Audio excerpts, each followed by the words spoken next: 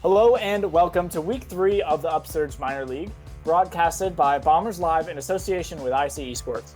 I am your play-by-play caster, Jared Cameron Anderson, here with Mark Holichu Westwig doing our stats. And for those of you who are new to League of Legends, here are a few tips on how to play.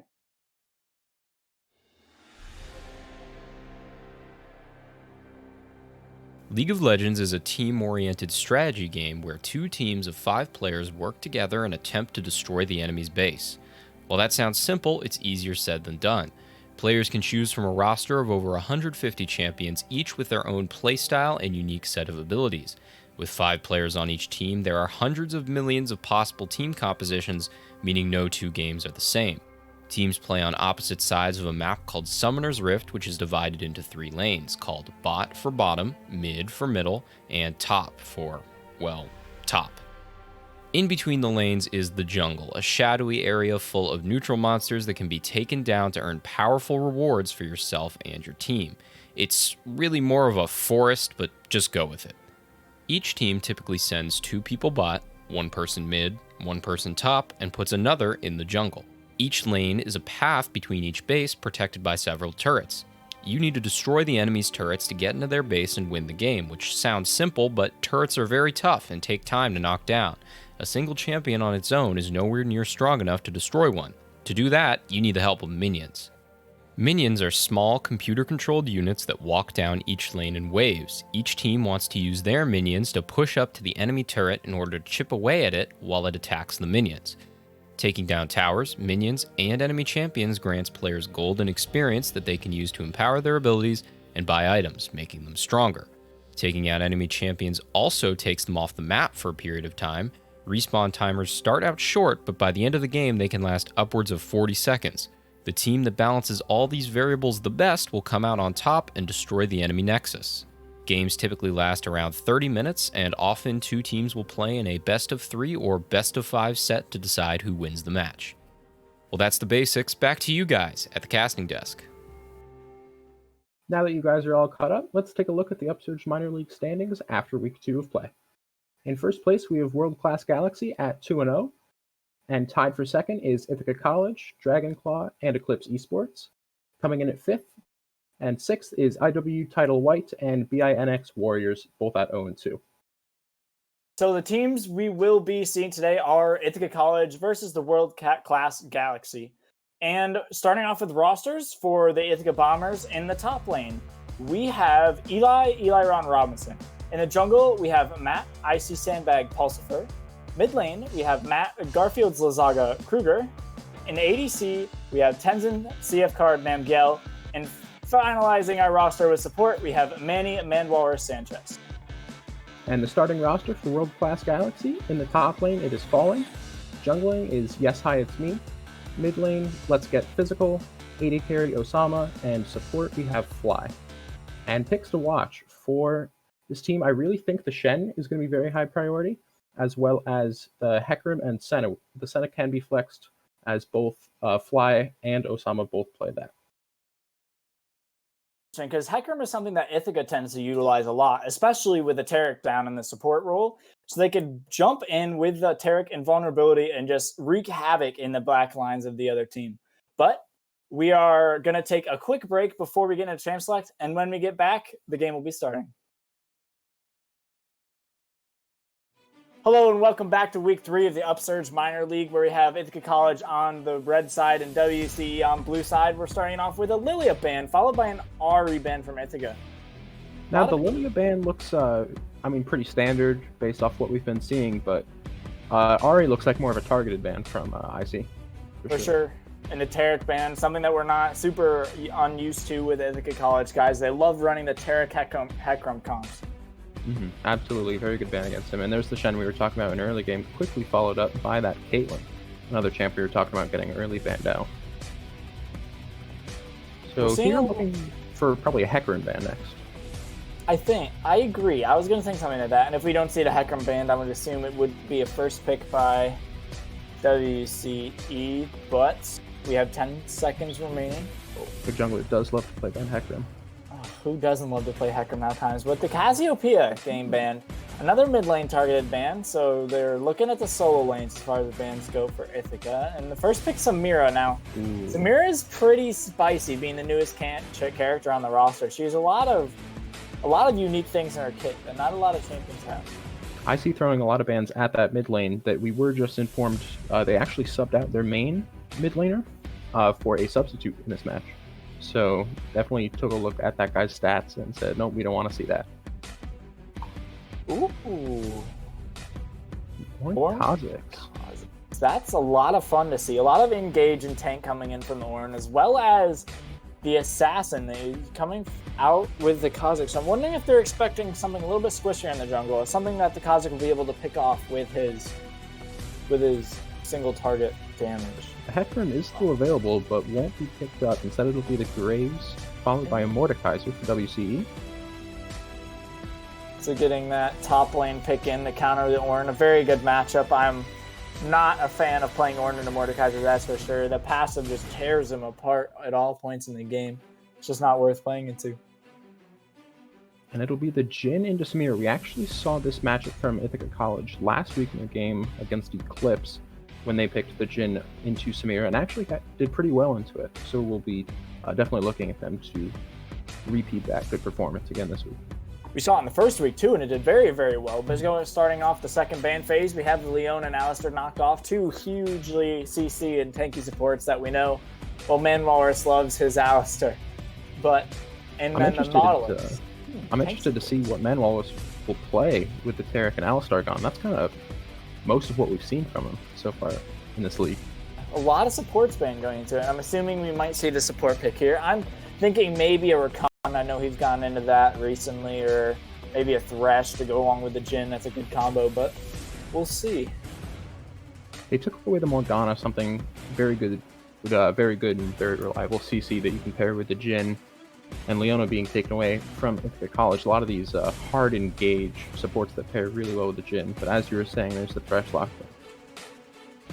Not a huge surprise in my opinion. A lot of CC to help peel for the Jhin, and the Lantern that's so helpful when someone steps two steps too far forward. And we're going to be looking at a support and most likely mid pick, unless that Samira is getting brought over to the mid lane, but I doubt that. Graves mid? Question mark? Can never doubt. For some reason, I'm not gonna go in and assume it's that, but you never know. Set can be flex mid too. They've been playing a lot of set mid in Worlds. That's like technically all four of these champs could be played mid. That is very true. All four of them could also be played in the jungle. For all of you listening, I don't suggest playing Samira jungle. I've played it a few times. It's not great, but it works. But alas, it's probably going to be a LeBlanc. Okay, it is going to be LeBlanc in the mid lane, so no set mid this time. Looking like a very interesting team comp coming out of WCE. They kind of want to split up the fights. Mordekaiser wants to ult someone, get a 1v1 there. LeBlanc wants to kind of dive into the backline and execute people, whereas Set wants to dive in and group everyone up together. So I don't know how well that combo is going to work together for them. I agree. It kind of seems like a split decision comp, because even the Samira wants everyone to be grouped together, as the last pick in from Ithaca is the Swain rounding out their team comp. So just talking about these team comps a little bit before we get into the game, I really like Ithaca's draft. I feel like they have a really good draft. They have a lot of peel, which is something that they're really going to want into a set LeBlanc Graves. And they have the front line to go with it, with the Ornn and Thresh. Whereas WCE's comp seems to be a little bit wacky. It doesn't seem they have one thing that they want to do together. They just want to do 8 bazillion different things at the same time. Absolutely. I can see either the Kha'Zix or the Jhin popping off after getting those ornament upgrades. So it'll definitely be an interesting game to watch this one. It really will, and I'm looking forward to it too, but we are going to take a quick break for competitive integrity, and we'll be back in just a moment. Hello, now we are getting into game after a long last. That competitive integrity break feeling a lot longer than it was, and now we are getting started with a whole lot of conquerors in each teams. We're seeing 4 conquerors right now, which is actually, I don't know, it feels like a lot with me. How do you feel about all the conquerors that you're seeing around here right now? Well, I mean, it did get fairly recently nerfed, I believe, 10-14 to 10-16 area, somewhere in those patch ranges, and it's really not what it used to be. It's a lot weaker, but I'm going to interrupt you really quick because it looks like we're getting into a play into the top side. As all 10 members of the game are now fooling around in the top river right now. The set is chasing down the Ornn, gets hooked into the bush as he flashes into everyone else. Is now Mordekaiser chasing passive alive. Sandbag flash heals, and he's looking. They're chasing him now. Graves flash autos, flash in front of the auto. Ooh, flash in front of the Graves auto to make sure he doesn't get hit. That's kind of smooth. And they get out with no deaths right now, but 3 flashes missing on the side of the blue side, and 3 flashes missing on the side of Ithaca. So many summoners burned and so much happened, but no one died. It was very, very close in that initial Thresh hook. But we get into a brief pause. And I want to talk really quick about that play because my words were not working very well, but that was really, really smart what Man Walrus did with that Thresh there. Flashing in front of the Graves auto so he couldn't kill Sandbag. That's kind of crazy and not something that you see every day. Very, very kind move by him for sure. Absolutely. It's those very big brain plays that you really look at with people at this level and above. It was also a very clutch heal coming out of the Samira, just barely saving her set. Very true. That combined with a potion, I believe, just barely kept him alive. But a lot of summoners burned, I believe, 4 for the side of WCG and 5 on the side of Ithaca. So pretty even summoner trade. Even a summoner trade. Very true, but the important one that I want to point out is the flash missing on the LeBlanc in the mid lane. That LeBlanc is going to be, especially early, is really easy to gank. So right now that she doesn't have flash and the Swain does, if she gets locked up and Sandbags around, she is going to be doomed. But and we are just getting out of the pause. But to go off your point a little bit more, absolutely. You just wait for that LeBlanc to go in and use that W for the wave clear that she needs in those early levels, and then she's definitely very vulnerable to those ganks. Looking at pretty standard starts, I think, for both junglers. Both going to start on the bot side of the map. Yeah, just getting the waves, getting the camps, and starting from the top side, bot side rather, going to the top side. Wow, I'm struggling with speaking right now, but Kha'Zix just wants to avoid those multi-target camps because of how his kit works, whereas Graves just wants to clear all his camps as quick as possible. But a little bit of trading going on in the mid lane as we go. Oh, hook onto the set in the bot lane. Nothing nice too little much hook there to cancel the Hex Flash and get a good trade with the 4th shot. Very true.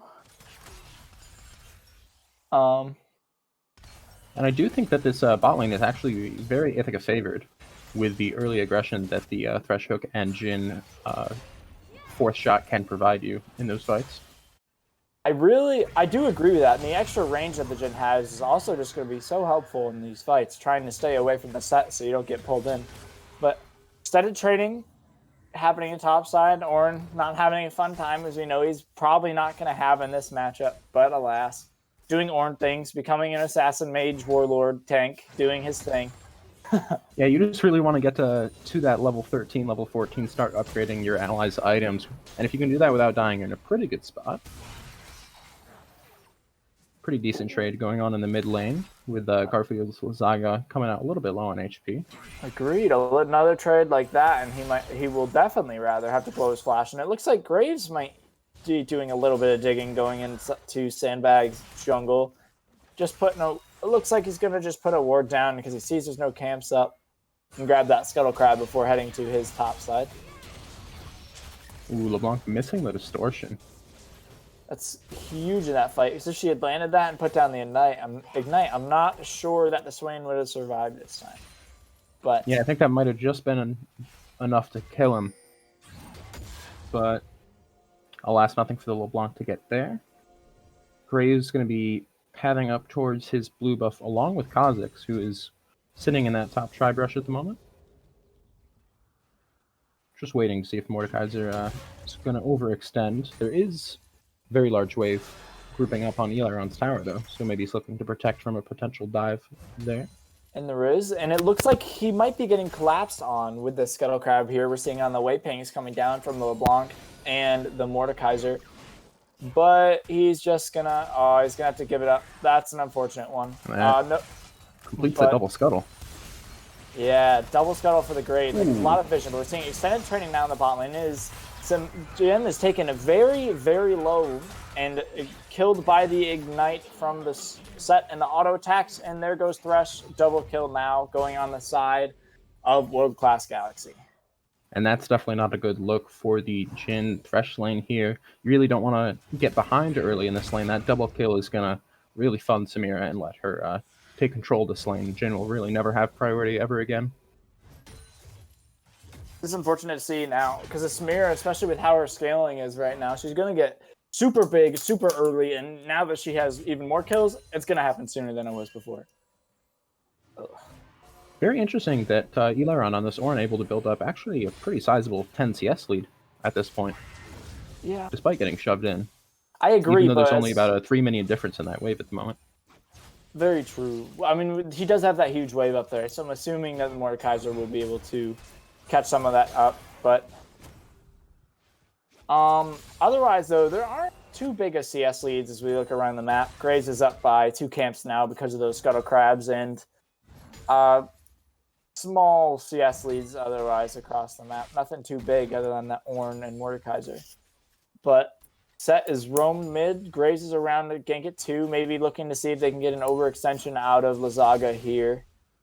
Doesn't look like they're pretty far shoved in the entire game, though. Yeah, I don't know what they're trying to get there. Maybe I'm assuming that Fly is just wanting to give Osama down the bot lane some solo XP, make sure he's doing all right. But we're seeing LeBlanc engage, W ignite, tick down into death for the Swain. An unfortunate one now is Ithaca's now almost 2,000 gold behind at the 6-minute mark, which is rather huge, to be frank. And it's important to note that LeBlanc already picked up that Dark Seal, so already starting to stack that up, has 2 stacks already. You get 2 per kill, 1 per assist, and your goal is to get that up to 10 so you can upgrade it to that Magi's. Well, as we know, upgrading it to a Magi's is the choice, although it's sometimes not the fun choice. I think it's always the best idea. But,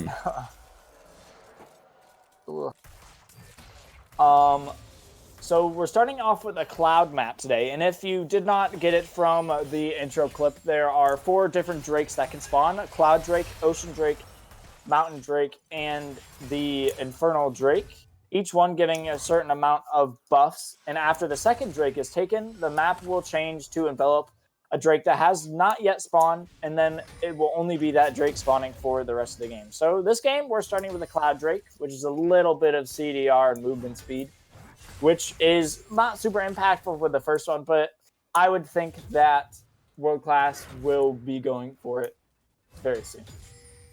Absolutely, especially with the lead they've got up in damage on the bot lane, the BF Sword, compared to just the Kerche Shard. They're going to have Prio all the time, and as we've, also in mid lane, as we've seen, now LeBlanc is just pushed under Lasagna's tower the whole time.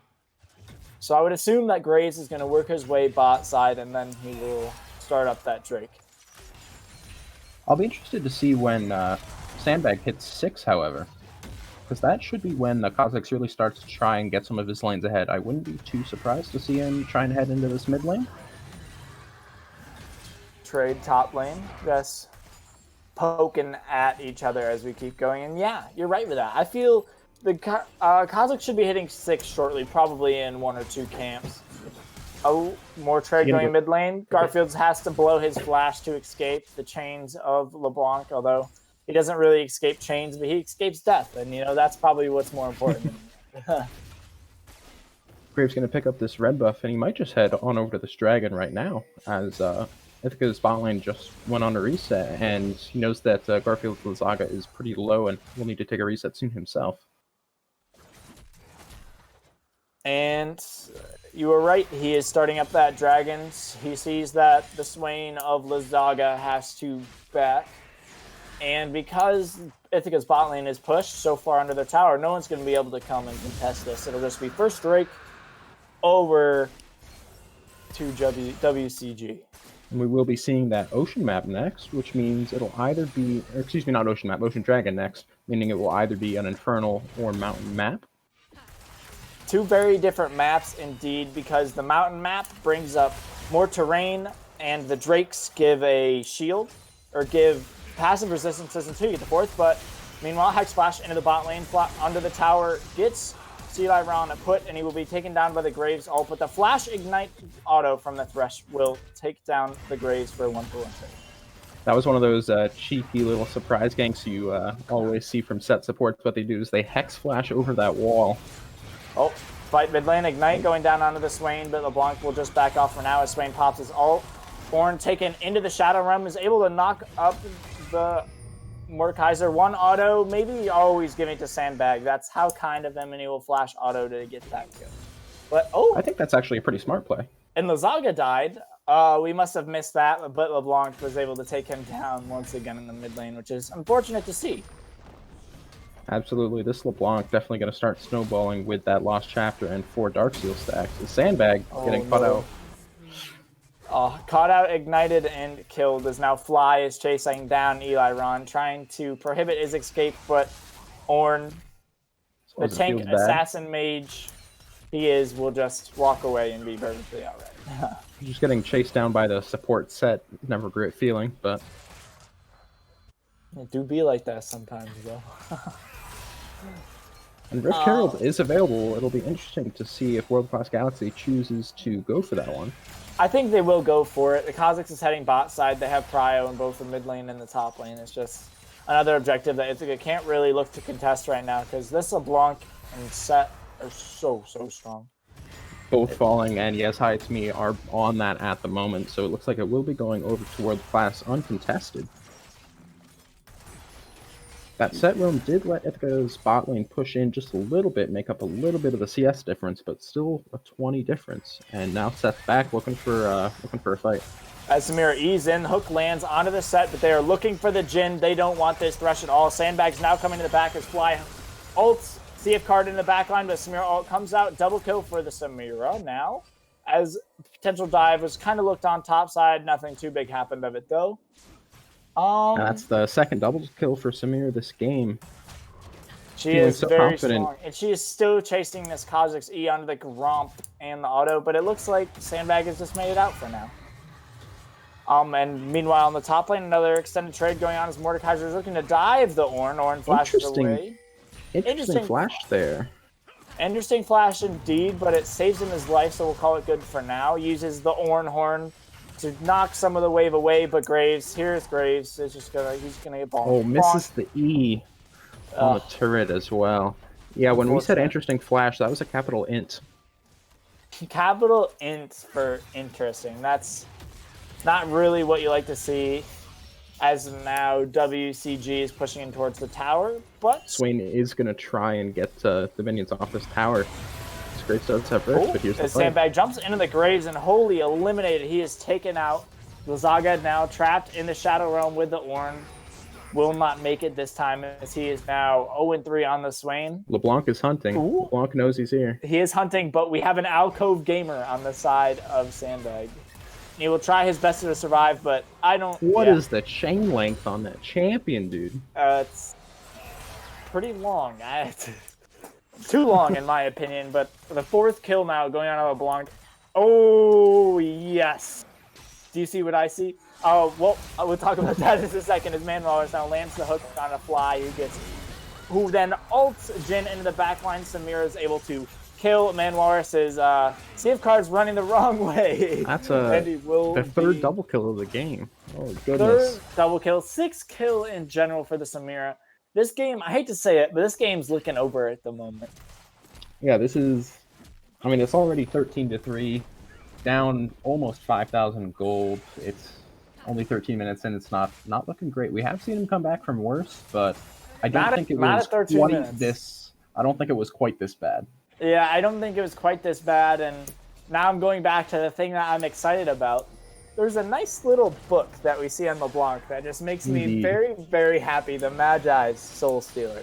It's so, for those who don't know, it's the upgraded form of the Dark Seal. Instead of 10 max stats, it has 25 max stats and gives a lot of AP per, but there's a fight going on in the boss side jungle as Manwalrus is being caught out. Heal from the Jhin to save him, but alas, killed by the Graves. As Samira is now just diving CF card under the tower. Oh my lord, and he does get taken out by the turret, which is a huge shutdown, but Very large shutdown, but alas. But as you were saying, LeBlanc bought that book, and she even added the lost chapter of that book right back to it. So Very true. She's a lot of books. She has 3 books right now in her inventory. I mean, one of them I enjoy much more than the other, but alas. Sandbag coming in for a gank in the top lane as Eli Ron is taken into the Shadow Realm with a Mordekaiser. Mordekaiser doesn't know, though, that the Kha'Zix is there. With a Q flash. Beautiful. That was a lot of damage from the Mord, and now that he's the stats from the Ornn, I don't know if Sandbag's going to be able to... Oh, no. Oh! Ooh! That was... I'll take that, but here comes LeBlanc hunting him down, and we'll take him out for the trade. So overall, 2-for-1 trade, as both flashes are now blown from the LeBlanc, and the rest is now Manwaris tries to run away, and he will make it out for now. And LeBlanc just adding even more pages to that book, going to become even more strong, and just burning flashes left and right with the Fed Samira, Fed LeBlanc, and it's not looking good. Rip Lazaga, that's all I've got to say. And rip Thresh as he will be dove in under their tower and destroyed. This is utter domination at its finest from World Class Game right here. In fact, it seems like a world-class performance, if you ask me. Absolutely. Oh, no. Oh. Oh, CF card will get saved for now, and then just waiting for the cooldowns. Your nurse is just able to take down CF card. Taking this game over. 15 out of the 20 kills for their team. Oh, that's crazy. Is now set, flashes in behind the Kha'Zix, ults them in, and there's just absolutely nothing Sandbag can do about that. Even canceled the Kha'Zix dash with the set E. Beautiful play there. There are so many kills this game, I'm starting to think it's Earth. I'll be honest with you, but... I mean, with all the CDR beside World Class Galaxy, Set still now might as well rotated be, right? top lane into the Thresh now, or into the Ornn rather. Diving him underneath his tower is now Graves has shown up. Graves will take aggro as Eli Ron is trying his best to run away, but he will not make it. There are just dives coming around all over this map. I'm, at this point... Oh, will they get him?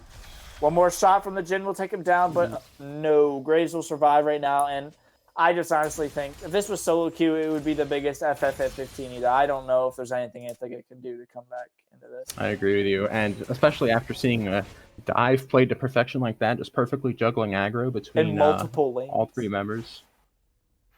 It happened in the mid lane and the top lane, and there was that dive earlier in the bot lane, but oh man. I don't think Sandbag wants this one. I don't think so either. 2-item Samira with tabbies, like there's not much you can do. Is LeBlanc has now shown up to take the kill, but he's alive for now, although Samira will die to the tower, kill cutting over to the Kha'Zix as Thresh also dies to the LeBlanc. LeBlanc doesn't care about the Ornn, just letting him do her thing as she decides to auto the tower down now as Graves just chasing Eli Ron. Oh man, has to blow his flash to make it safely underneath his inhibitor tower, but I mean, normally at this point, we talk about win conditions, how they can get back into this game, but it's looking really hard for Ithaca at this point. I think at this point, it's not Ithaca's game to win. It's WCG's game to lose. I don't think there's much Ithaca can do to win. Oh, no. Hex Flash from the set into the Ornn, pulling him in with the ulting nothing because Ornn's W, and he will be taken down by LeBlanc as now Sandbag is able to pick up the kill onto LeBlanc as 4 members of Ithaca now chase the Graves down mid lane, much like an ARAM. Throws the CC, but will not be able to connect from Zaga. Oh, hook on from Manwaris onto the Graves into the play, and he will be taken down as now Samira's in the back line of Ithaca, dealing so much damage. This is balanced champion, by the way, but hook lands, they're able to deal a little bit, but she's just unkillable. Oh my god, the damage is absolutely filthy as Ithaca is now aced after the quadra kill comes down for Osama. Wow. I mean, you can look at that and just say, well, Samira's absolutely broken, but you also do have to remember that she is 13-2. True. Multiple items up on everyone else in the game. That is very true. If we can see the gold really quick, I want to know how far ahead of Calista. Oh, she almost has a 5,000 gold lead to herself for Samira, as Ithaca is now behind almost 13,000 gold. That is... And not even to mention the over 4K gold lead in the mid lane. Holy moly, this is... Yeah, you take out those two players and Ithaca still has a gold disadvantage, I'm just saying. I mean, the closest matchup, I would say, is the jungle, Sandbag. even though they're down 50 CS. It would be the It's within 800, because there's been a lot of shutdowns. Within 800 as the curtain call comes out. Uh-oh. LeBlanc with the flank. 3-shot CF card in the back line. Not what we want to see. Set looking for a Hex Flash over the wall at the Swain. He will just run in and get flayed away. Nothing too big will happen with that, as now Samira soloing the Infernal Drake, which we didn't mention because we have the Infernal Drake now, and they are now on Soul Point.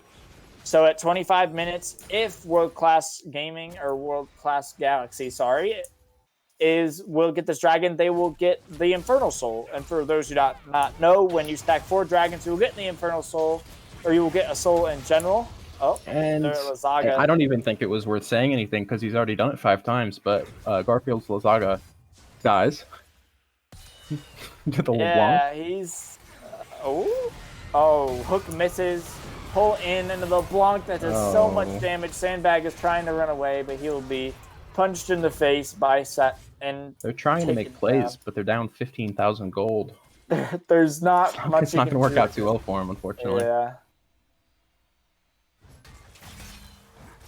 I just think WCG can just obliterated. Deleted before we could even say anything. Deleted, yeah. 1 shot, and even the Ornn looked like he got 1 shot. This game is just... The safe play here would be to go to Baron and then do it, but I think they can just end right now if they want to. They don't need to be safe. They're up 17,000 gold now, 16,000 rather. But, ooh. Oh. Set ulting the Thresh into the backlines and rip to the Man Walrus. Taken down.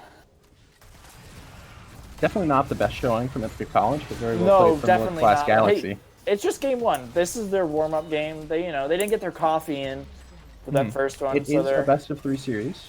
It is indeed. So you all at home know. It looks like we're going to be seeing the last stands at this Nexus turret as LeBlanc gets yet another page in her book. But after she gets CC'd up, almost taken down by the tower, but Ornn, not our mage assassin this time. He's just dead. Oh no! There's a shutdown. Samira played under the Nexus and taken down by Man Walrus, but as she was taken down by the Fountain, the Nexus is now falling, and it keeps falling as Game 1 now goes to the side of World Class Galaxy.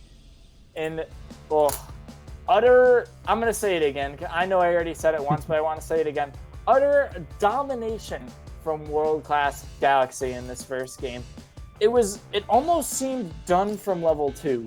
When that Swain died for the first time and then bot lane got double killed, it just went way, way downhill from there, which is so unfortunate to see.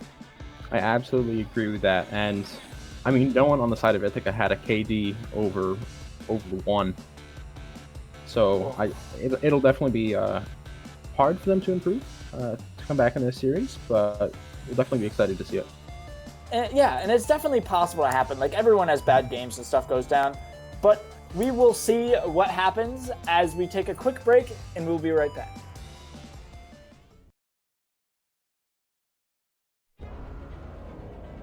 Hello and welcome back to Game 2 of Ithaca College versus World Class Esports. It looks like it's WCE instead of WCG that I saw before, but alas, we're getting into the ban phase now that each team has switched sides of the map. And what are you thinking we're going to see so far as priority of champions goes in this next game? Well, I like to see the Shen ban from Ithaca because we knew that was going to be high priority coming in, as well as the Lilia. I think I would like to see a bit more priority put onto the Graves and the Samira. Two very powerful champions. Pretty effective picks, yeah. But everything staying the same except for Shen and Lilia being swapped.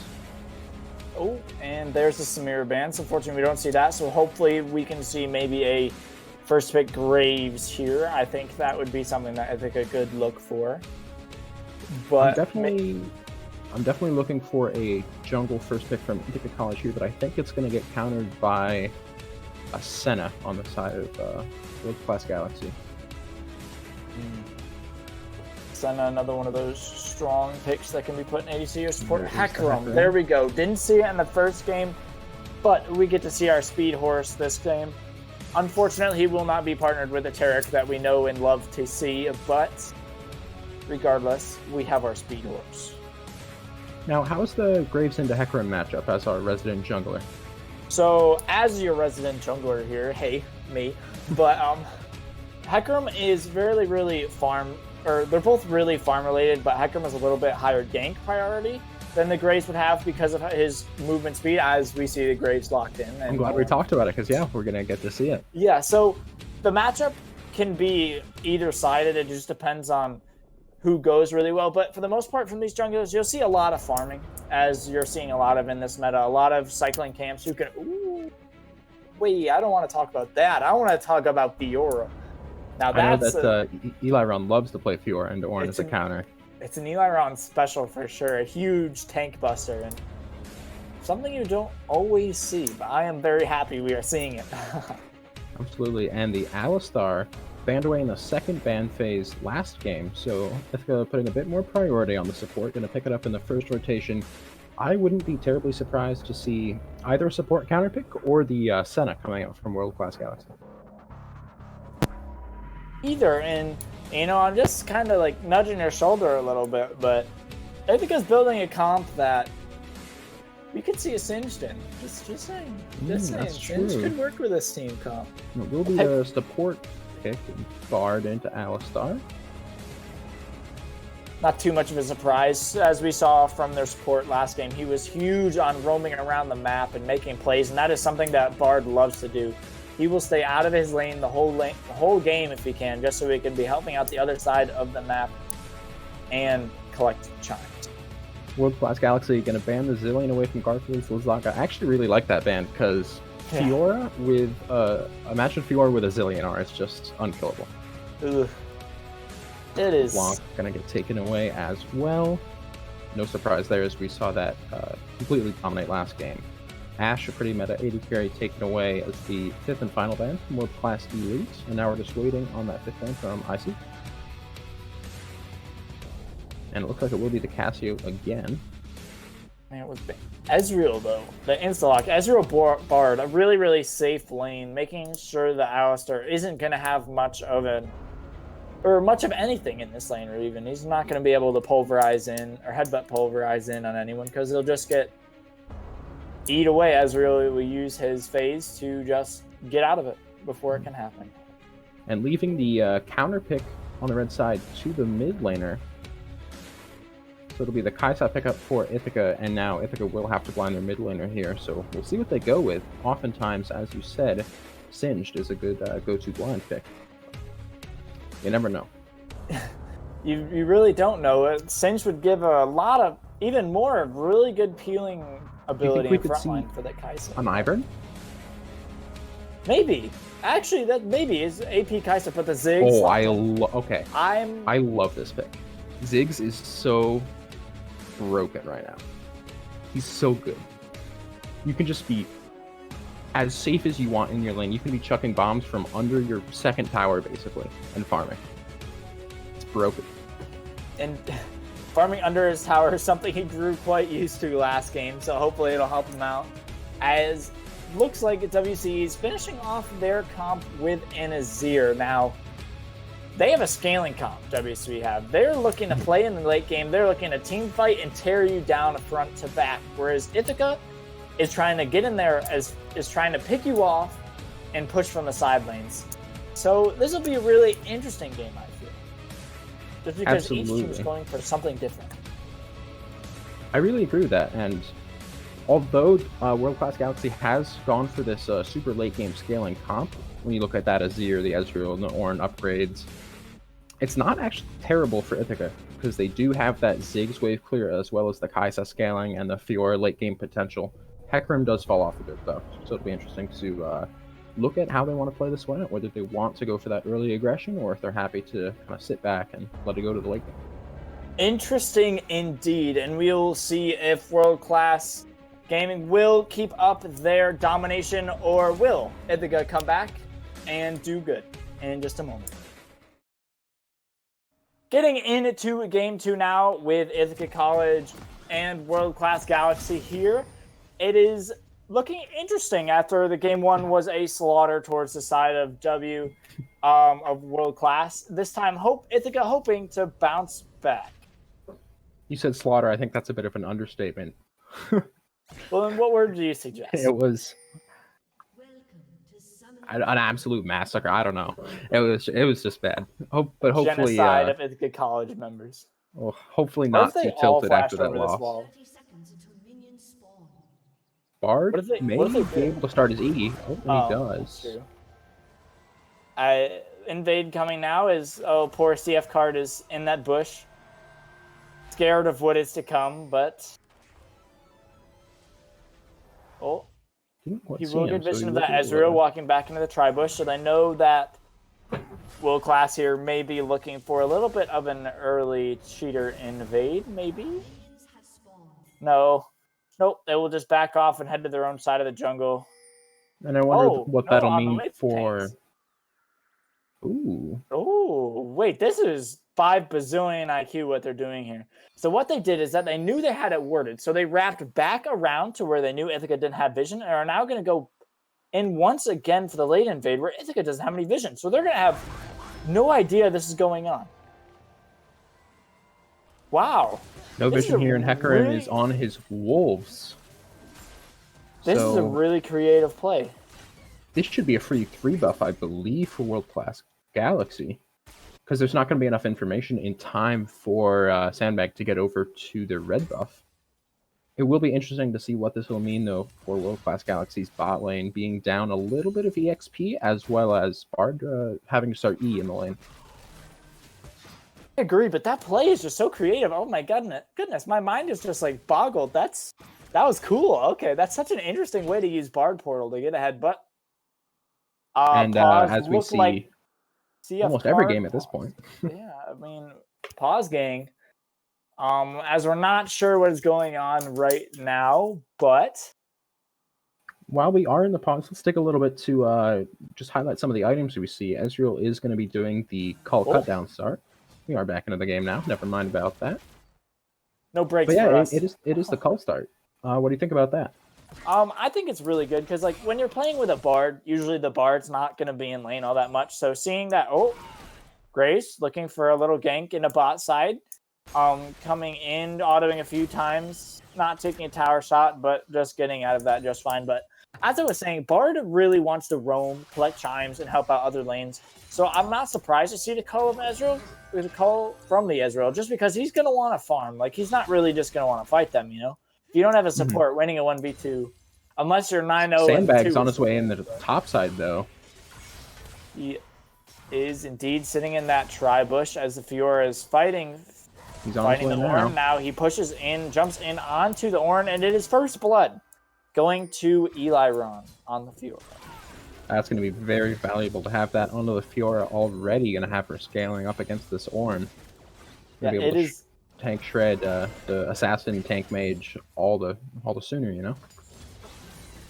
Very true. It's really what you want to see for sure, because there's once we get to a point like the Fiora is just gonna obliterate the Ornn. The Ornn is gonna be able to do nothing to counteract it.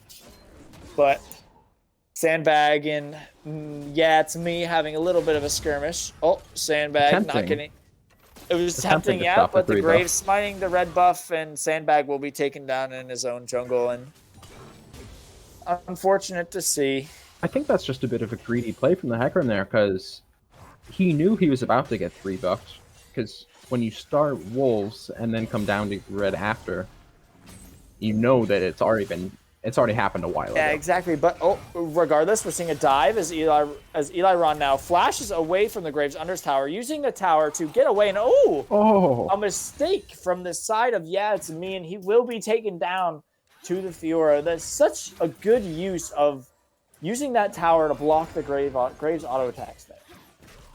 And even with the trade of flashes, just not enough attack speed on that Graves to get the last auto and kill that Fiora. So Eliron looking pretty good here. Might be able to pick up a third. He will be able to pick up a third. Oh my lord. Eliron is popping off as we see the question mark ping. A little bit of BM coming down onto the oranges.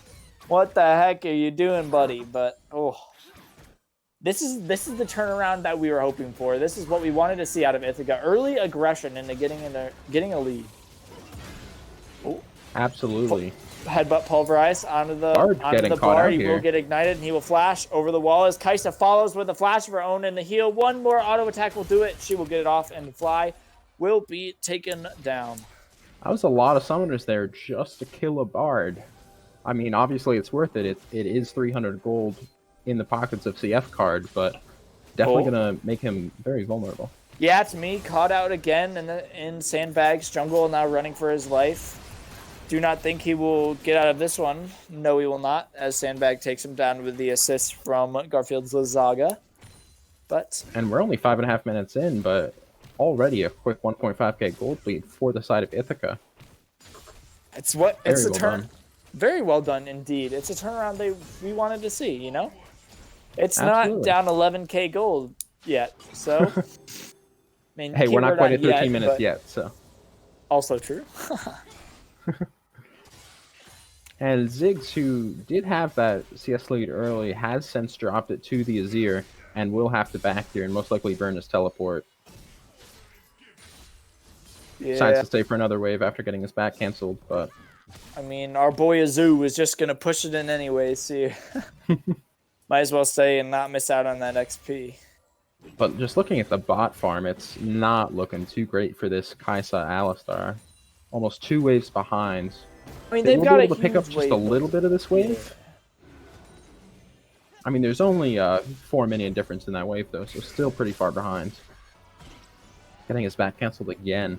Garfield Lazaga not having a fun time up there. And it will be an Ocean Dragon for the first dragon this time around. Well, there was a lot of question mark pings that just went down. From I see spotting out. Team, but... And there's the Ezreal TP back to lane. Safe enough that you are able to bring that as a summoner spell, not needing the heal or exhaust. Yeah, it's a really big feels good, man. And Bard was able just to take the heal, so they still have that if they need it. But Headbutt Pulverize into Fly now the stun lands onto him, but he will just portal to safety as Bard does. No summoner spell is blown, just a little bit of a poke onto the Bard. Nothing big. Now this is actually really interesting. I haven't seen this before, but the Kaisa went for a BF sword. Yes, now, so I did see this. She'll be going crit style, so what I saw for this was Infinity Edge into more of the more typical ADC builds from past years. The Sandbag takes the Drake and autos the Graves a few times, but so she'll be going more of a crit style build. At least this is just from what I saw before, but she could also once again, getting stunned up by the Ornhorn coming down as Ornn has TP'd his way, or walked his way into the bot side. Sandbag taken down from the Sand Soldiers from Azir. 2 quick kills. CF just getting absolutely deleted there, and then able to pick up the Ziggs as well on the way out. Just a bit caught out there, maybe a bit of mispositioning on the side of Ithaca. Yeah, but and you know, this should be able to translate into, or excuse me, it already did translate into the dragon. Oh, the dragon was actually taken down by Ithaca. It was taken down by Ithaca, actually. It was gone before the fight, as we were talking about the Kaisa build. It was taken down by Sandbag.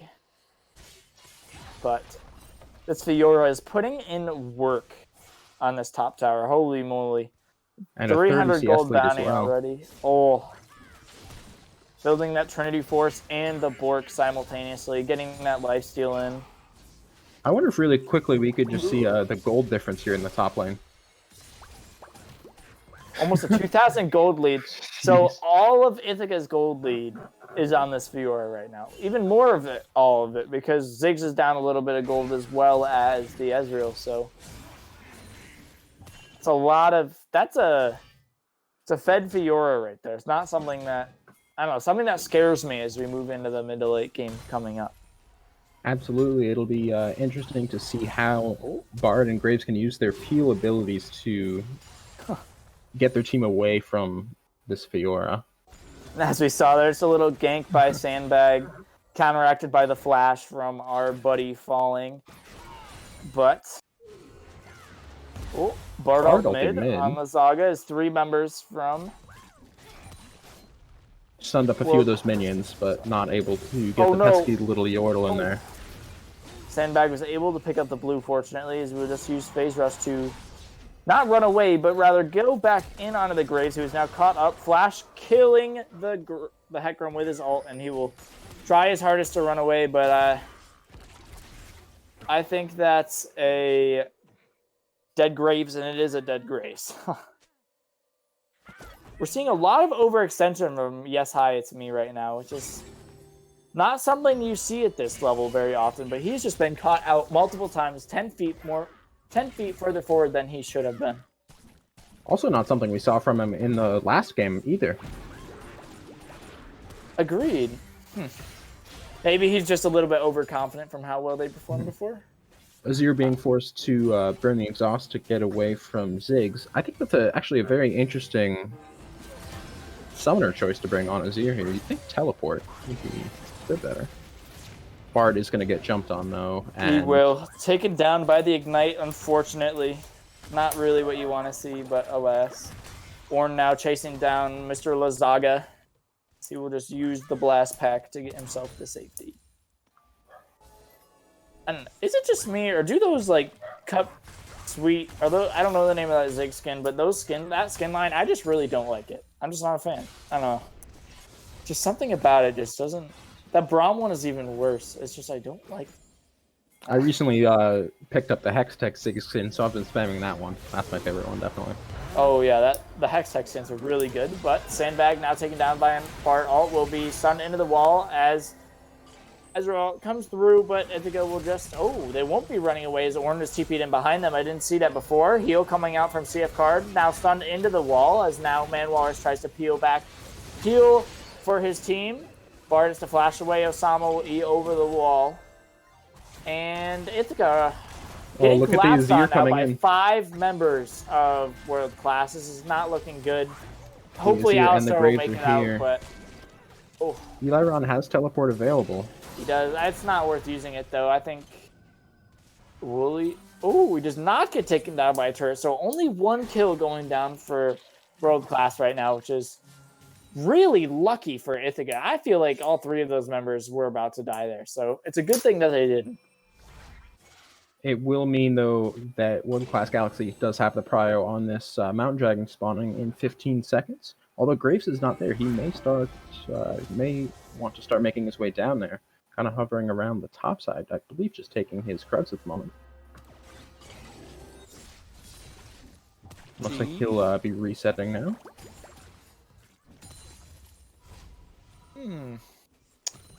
Oh. This Fiora is already... She's at a full Ravenous and 2/3 of a Trinity Force. 50 CS up on this Ornn. She is looking so scary and so strong. Absolutely. It is important to note, though, that the rest of the map for IC not doing too hot, but also not terribly far behind. You'd have to go with a... Most of the difference in this mid lane at the moment. Yeah, the Ziggs being down 30 CS, but the second dragon will be taken up as the Ornn Horde is called. Put down on the Manwalrus, who is alone in the midst of 5 members and will be taken down by the Brad, our boy Brad. But, oh no, Eliron a few steps too far forward now, running for his life as he gets chased down by the Graves. This could be a valuable Puts shutdown. the ult down on the Bard and will be killed by the Ezreal. He tried to go in and take the valuable tunnel shutdown. out, I believe, but stunned up by the Ornn on his way. Huge shutdown, though, going over to the side of World Class. So it's I unfortunate. believe that was a 700 gold kill altogether. Ugh, that's so much gold over the Ezreal, who's already finished his man immune, is now working on either that Iceborne Gauntlet or the Trinity Force. I think it should be the Iceborne coming out, especially against the Fiora, Hecarim, and Alistar combo. They all just kind of want to get in on you. We'll see a bit of a Van gank on the Ryzen bot lane, ulting into the Bard, who is now caught off way too far and will be taken out eventually. Hecarim ult going in, making Ezreal and the Graves flee, and Eliron TP'd in and collected that kill. So, Ithaca getting their trades back where they can need them due to the overextensions of World Class, but And Garfield's Lazaga going to head up and catch the top wave, so Orin can't do too much to that tower either. So pretty good rotations coming out from Ithaca College. Very good rotations. We'll see if they can keep up the tempo they've got now and translate this into maybe a Dragon Soul and then a win. Hopefully, as once again we are seeing the Infernal Drake. So just a reminder, each Infernal Drake will give a little bit of attack damage and ability power, with the soul giving a little burst of damage every few seconds. I believe it's 4 or 5 seconds. I believe it's every 4 seconds, yeah. Ah, perfect. I knew I was close. I've played this game a few times. You know, just a few thousand hours of it. It's nothing, no big deal. Biggie, pretty experienced. We've all sunk way too many hours of our lives into this game. Jesus, but, me and you've been playing this game for 6 years now, something like that. Yeah, jeez. Too long, but it's fun. Small indie game company, gotta love it. Rito does everything they can to drag you back, but we're seeing the Orin Horn getting called in the top lane as he's getting ganked by the Alistar of Man Walrus, and Sandbaggy will stun both of them up in the wall while also getting stunned by Sandbaggy. Will be taken down by Mr. Lazaga, who is now starting to get kind of big here on this Ziggs. And this is just looking like a bit of sloppy play coming out from World Class Galaxy here. Kind of walking up a bit too far. Yeah, and this happened. It's now multiple people have done it multiple times now. It's like the yes, hey, yeah, it's me, or yes, hi, it's me, sorry, and falling. And both done it multiple times, and it's resulted in Ithaca being able to pick up these objectives for absolutely nothing. It's now they're picking up the Rift Herald. Mm-hmm. And just looking at the CS numbers of falling and yes, hi, it's me, it's looking like some gold level gameplay from them, but even if we just look at the last game, they were absolutely stomping. I wonder what changed. Zero forced to flash away from the Hex Flash into Headbutt Pulverize from Man Walrus and the Alistar. Zaga stunned up by the Bard, autoed once. Just doing Bard things as one sees. Building what looks like to be a redemption. And that third dragon will be spawning in just a minute, 20 seconds now. Teams will want to reset and head down for that. There is a TP advantage in the top lane, although Garfields does have one of his own that your nurse does not. I'm throwing things, but yeah, hitting the 17-minute mark now with almost a 3,000 gold lead towards the side of Ithaca College, going a lot better than it was last game. Saying at this point in the game, they're probably 13,000 gold down, something insane like that. So a huge turnaround from the side of the Bombers at this point. This Fiora is 4.6k gold up. Oh. And they're not even up that much gold. This Fiora is absolutely massive at the moment. Oh, she is scary indeed. And that gold lead is about to increase with the Herald Ziggs W combo. Ooh, I love that Bard play, actually. Stopping the charge from Shelly does so much, because the Herald does 2/3, I think it's around 2/3 of a tower with it when it doesn't have plates on it. So being able to stop that is so important. But Headbutt Pulverize into the Azir into Hecker Malt, as now Azu is just gone. Deleted by the side of Ithaca. Very good, very good pick now as Ornn now TP's in. As the third Drake has now spawned, calls down the Horn instantly, only knocking up Man Walrus, who pops his ult. Ziggs ult coming in on hitting 2. A Sea of Card has to flash away, as well as the Ornn from the rest of Ithaca College. And overall, just a 1-for-1 trade if you want to count the Azir, but Eliron is in this top lane, killing the first tower now, not going in towards the... Oh, that was a very close Dragon Steal, Mr. Lazaga. But overall, I'm going to say not a bad trade. Losing one Drake isn't so bad and one kill, but flash from the Graves into the return flash from the Ziggs will get him out to safety. Definitely very important there from World Class Gaming to stop the dragon stacking of Ithaca. Going to buy themselves another 5 minutes. Indeed. But still a trade on the other side of the map from Ithaca. Eliron able to pick up that tier 2 tower in the top lane in exchange. So not awful. Not a awful trade indeed. I mean, even if you look at it, Ithaca gained gold over that exchange. So it's not like they lost too much gold from it. Absolutely. You do always have to Keep in mind, though, what the gold value of that actual damage from the dragon itself will do, which of course you don't know, but it's a pretty decent number, probably about 150 or 200 per member. That was an interesting showdown that just went on between Eli Ron and the Bard. CF card, though, hit up by the Bard ult and slowed. Tries to ult himself to safety and will ult himself to safety. There's also a little confrontation going on in the bot lane that is not being shown on the camera. Oh, as we'll see what happens there. As a 1-for-1 trade goes on in the split fight. About to be a 2-for-1 as Sandbag will take down the Graves, or rather, the Ziggs of Lozaga will take down the Graves for a 2-for-1 overall for the side of Ithaca, even though it was a very, very split fight. Yeah, Eliron able to solo your nose in the bot lane on the Azir. I mean, was there really ever a doubt? He's 5-1 into a 1-1 Azir at the time. And now he's going to be able to split and get that bot T2 down a bit lower as well. I think this is the 4th tower Eliron has taken so far, which is absolutely... That's as Fiora is getting so much gold funnel into her. She is going to be... Oh. No one saw that. No one saw that. Don't worry about it. Oh, but it's probably going to kill him too because he didn't get the reset. Oh, no, that's unlucky. That might be the most unfortunate Q I've ever seen.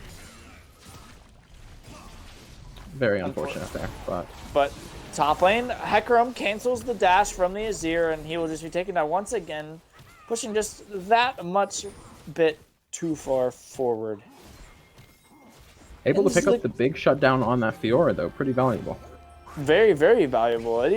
It didn't lower their gold lead much, but Ithaca's down 4k gold right now. Or Ithaca's up, rather. Holy moly. Up 4,000 gold as we hit the 2130. With that... Oh.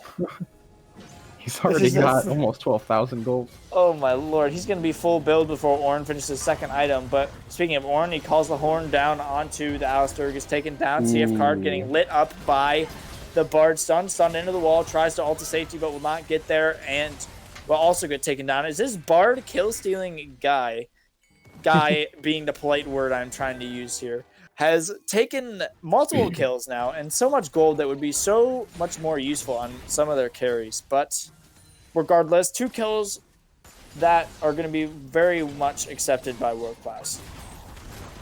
Absolutely, it will allow them to take down this T2 mid tower and even pick up the Lozaga kill. This has been this is a sloppy game. A sloppy game on all fronts. Everyone is just pushing 2 steps too far forward and getting taken down when they really didn't have to. And it's just... I don't know how much of a difference it's making at this point because it's happening from both sides, but I feel like it has to be making some sort of difference out of it. Absolutely. I also really want to highlight the Graves at this point because he was so far behind in the early game, but he's really done a great job catching himself up both in CS and just gold in general, able to pick up. He really has. With a 10 out of 13 kill participation, that's probably what, around 84%? I think it's somewhere around 84, 85% kill participation. But that gets him a lot of gold and XP that really helped him get back. And now he even has a level up on that Hecarim, which is very insane. And Sandbag on this Hecarim definitely has been focusing a lot on the ganks recently. We've seen him... he's been bullying this Azir in the side lanes over and over, but not farming as a result and allowing the Graves to kind of catch back up in that sense.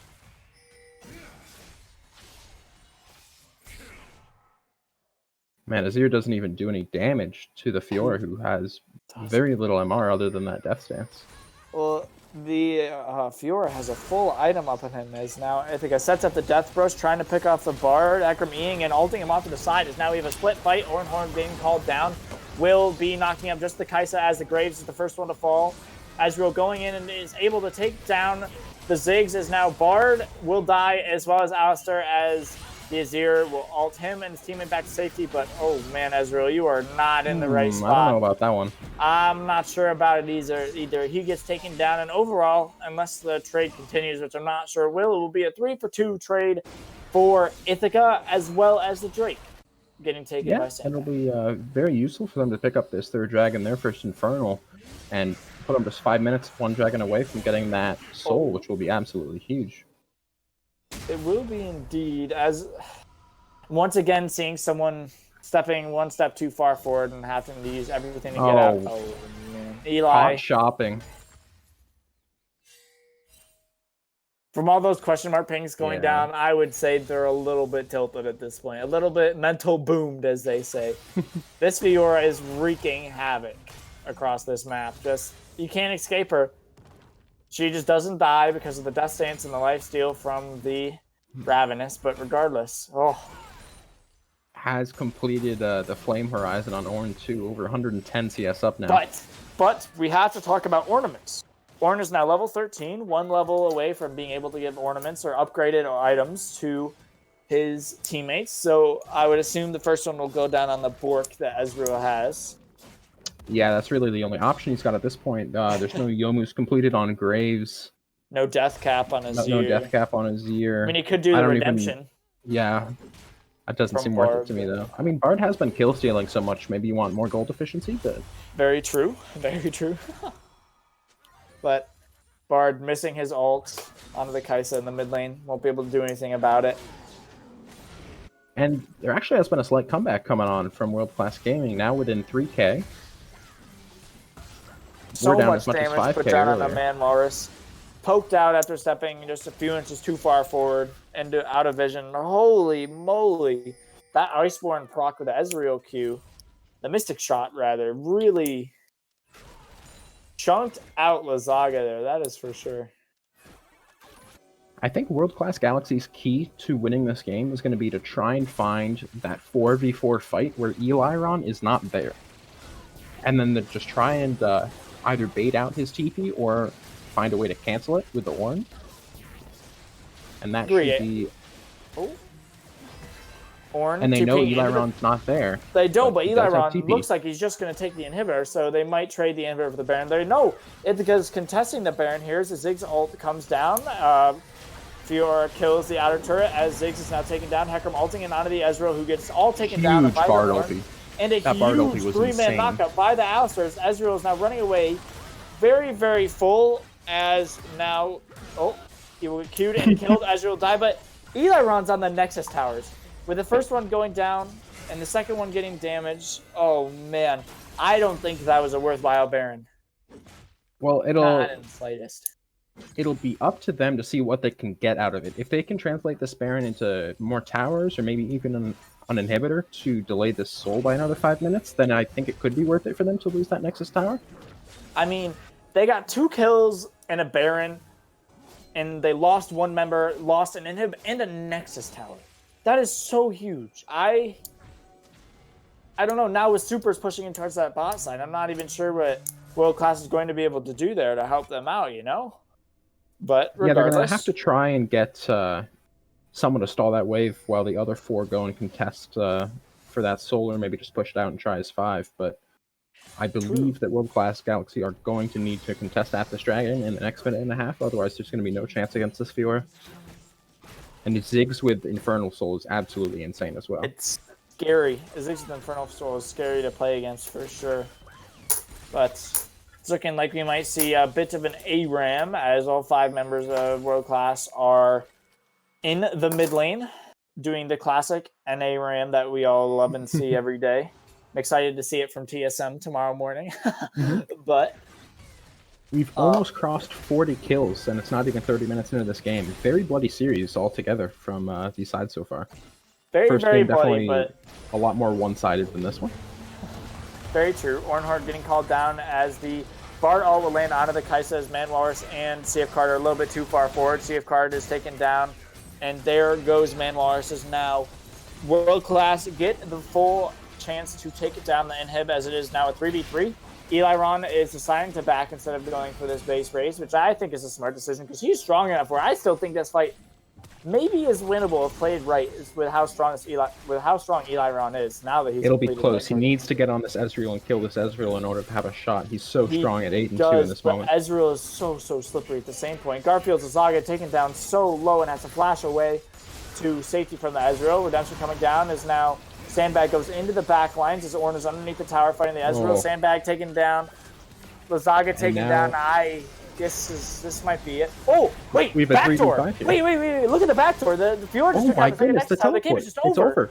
Oh, We didn't even see it happening because the camera going. Eli Ron with the backdoor to allow Ithaca to take game 2. I am so sad we didn't see this, but whoo, that is a spicy ending to game 2 for sure. Eli Ron with that huge backdoor as his Nexus was getting destroyed on the other side. Bravo. Bravo. Very well done there from Eli Ron. Absolutely. Just biding his time, knowing that his minions were going to be pushing in with the supers, saving his teleport, and then seeing that World Class Galaxy overcommitted there and able to finish off the side of Ithaca. And this game has made our series really, really, really exciting, and game 3 is going to be a banger for sure. But don't leave. We will be back in just a moment. Welcome back to the exciting game 3 that we are going to see as now we get into Champ Select. Ithaca back on the red side and World Class on the blue side as bans have started. And the Lilia, Ari, wow, quick bans going on. Lilia, nothing too different than what we've seen so far, as well as the Tarek, all the same stuff so far. But I am so excited to see this Champ Select unravel. Yeah, pretty similar bans to, I think, actually almost exactly the same bans as we saw, except for the Fiora and Samir now that we had in game 1. And a very quick first ban phase coming out. We'll now get to see what World Class's first pick is going to be here on this blue side. Hecarim still available. The Graves that they played both games now, also available. But did not get the better of the Graves Hecarim matchup last time around, so I don't think... Oh, right. I don't think the Graves is terrible, but Lucian, powerful flex pick here, can go into the mid-top lane, or mid-lane, top lane, or in the ADC role. More often than not, nowadays it's seen in the mid lane, but can still be anywhere, and I wouldn't doubt it being anywhere. Mm-hmm. Something I do like into the Lucian is that Ziggs mid pick that Lazaga pulled out. You can kind of just stay at range and avoid the Lucian poke. Caitlyn going to be the pickup for Ithaca College, though, left open in the rotation and still one of the strongest AD carries in the meta, so it'll be happily picked up there by CF Card. Indeed, followed by the Hecarim, which isn't too big of a surprise. A pick that Sandbag loves to play around with and loves... I mean, honestly, I love to see it too, so I wouldn't be surprised with another Graves pick here just to counteract the Hecarim. I don't think it did too bad into it, but maybe they feel like there's a better option out there for them. Well, with the Lilia taken away, I'm trying to think what else could be picked up. Graves is really only the Kindred coming out. Good. So Kindred isn't a bad pick into the Hecarim just because of her ultimate that gains the invulnerability to everyone, or the makes it so people can't die. I can't think of the word I'm looking for, but the circle of non-death, we'll call it, which can be so helpful, especially when there's a Hecarim diving on your butt. And the Ornn. And it will be the Ornn picked up, I believe, for the third game in a row now by World Class Galaxy. And Fiora not able to counter it now that it's banned out. Jax could be an interesting pick that we could see into the Ornn here. Another very hard scaler. And another Eli Ron special. Another one of his hard carries that he loves to pull out. Let me see it. Oh, but the Zillion coming out for Ithaca, not too big of a surprise. That will most likely be going into the mid lane because I'm not sure that Man Walrus has it in his champion pool. But regardless, LeBlanc. I would like to see some support bans here. I'd probably want to see an Alistar as well as a Morgana ban come out from World Class Elite here. Two very powerful supports that can be paired with a Caitlyn, as well as ones that Man Walrus is very comfortable on. I agree, because Man Walrus has been such a powerful influence to these team fights. He is appealing for this Caitlyn so well that I find it very important, but... Oh, you're scared no of the dank plank gangplank today. Unlucky. Oh. Mordekaiser's going to get taken away, not wanting the other side of that Ornn Mord matchup that we saw in match 1. Ooh, okay, Alistair, not too big a surprise, but counter pick given to Eli Ron, rather. I mean, I guess it could be a Zillion top. We can't count that out, but I was about to say it could be a Zillion support. It's not a Zillion support. Dude, Ali top, bro. But I haven't seen that since like season 3. Yikes. Braum. I'm just not a fan of that champion, but once again, it can be very good at peeling off the Hecarim and the Caitlyn. I like it with I like it with the Lucian because of the double auto attacks you get on your passive. That is Lucian. true. It's able to proc the stun very, very quickly. Is very true. So I think that would confirm that the Lucian will be going to the bot lane instead of the mid lane. Is now they probably will pick up some source of magic damage to counteract all of the physical damage that their team has already as Silence. A lot of great ultimates to steal. Not a bad pick. I think it'll go well. A pretty safe blind pick too as far as things go. I don't think it's too bad into the Zillion, but... Absolutely. I wonder what it would be, how the fight would play out when Silas grabs an Alistar ultimate. Just how tanky is he going to be able to be, especially with all of the magic scaling I believe that Alistar does have. So that's what I love to see, that Jax lock in another Eli Ron special called out at the beginning, and I am very, very excited to see this empowered Jax with a Zillion ult on top of him jump into the back line of World Class. This game is going to be another banger for sure. Another scaling pick win the top lane, as well as a different kind of matchup in the mid lane. One that goes a little bit more in the side of Sandbag rather than in the mid laner from World Class. But I'm definitely going to be looking towards the jungle on the side of World Class Elite to try and get those roams up to the top side and try and shut Eliron down, because he really was the difference maker last game. Both the only one fed and the one that completely ended the game. Yeah, and keeping that Jax down will just be such an important thing to do. But regardless, we will be taking a quick break for competitive integrity. We will be back with Game 3 in just a moment. Stay tuned. Game 3 in a best of 3 is always the most fun one to watch. It's when the most exciting strats come out. It's when there are the most memes. And I'm hoping it is what happens for us today as we see Ithaca College versus World Class take it to the limit. Absolutely. I mean, when we watched the first 22-minute game of this series, we definitely didn't think it was going to come down to a third game. I'll tell you that. But we thought it was going to be done in another 20 minutes, but Ithaca now stacking the top tri-bush, just making sure there are no cheesy plays coming out on the side of World Class, but it looks like they're just going to be fanning out. No fancy Bard strats this game. Unfortunately, Braum can't make a Bard portal, but that'll be in the next patch, in the next preseason, you know? Oh, yeah. Braum portal. Yikes. I mean, most of them could make it over. I mean, Kindred, Silas, and Lucian could all dash over. I mean, they all have flash. Oh, true. Why not just all flash over? I would not see that coming. As being the jungler on that side, that would surprise me. I'll be honest. If I just saw a whole team of people flash at me, that would be scary. I would probably be like, would laugh about it and like be like, what the heck? But regardless, both junglers starting on their blue bus now. Nothing too fancy coming out. Did you see that Caitlyn Q? Yes, that went the absolute wrong direction. Yes, I did. Okay. I wonder. It was wondering if it was just zoning. Me. It was zoning. Mm-hmm. It was zoning the Gromp off the blue buff, you know? Yeah, even though it wasn't spawned yet. Yeah. Yep. Zoning the Gromp. You don't want your Gromp to steal your blue buff from you now, do you? Bro, that would make me so mad, let me tell you. But, nothing too interesting as far as runes go across the page that I really feel super important to talk about. Which kind of makes me sad, but regardless. What are you going to do about it, right? You can't get Predator Gallios every game.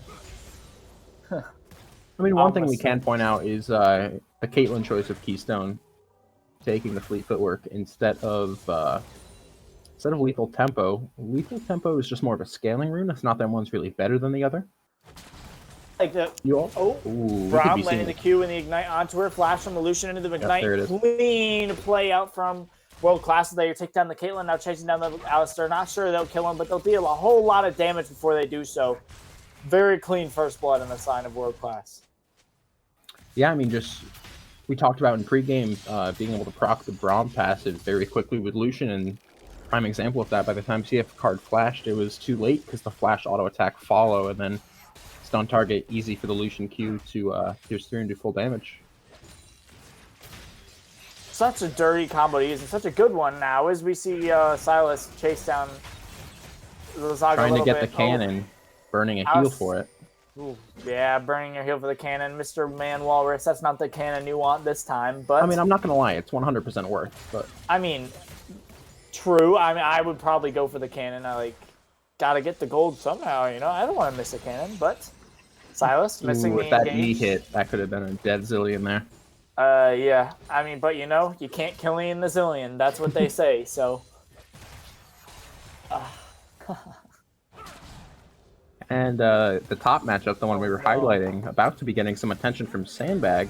But regardless, as now there's here going to be a comes the dive TP. in the bot lane. Jax TPing in, getting canceled by the Ornn as Braum is under the tower, taking turret aggro. He will survive at the moment, but Bonk goes the Alistar as what aggressive was Kindred that? flash, but she flashed onto the Kindred trap and is taken out, as there will also be a trade in the bot side. So a 2-for-1 trade in the side of Ithaca with Sandbag falling in the mid lane.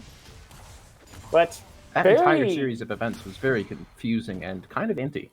yeah, really, really over-aggressive from the Kindred there. Like, can't argue on that one. Just flashing into a Caitlyn trap. That's just so unlucky. But Elon taken very low, fighting the Ornn on the top side. Pronking Cocker in the flash, but it does not matter. Eli Pog is pogging it off in the top lane once again, getting solo kills, doing much like what he did last game. Absolutely, and it really looks like Yes Hi It's Me in the jungle has really been having, I don't know what it is, maybe it's he's maybe not familiar with his champions or just Brown having syndrome. Yeah, Brown syndrome, I don't know.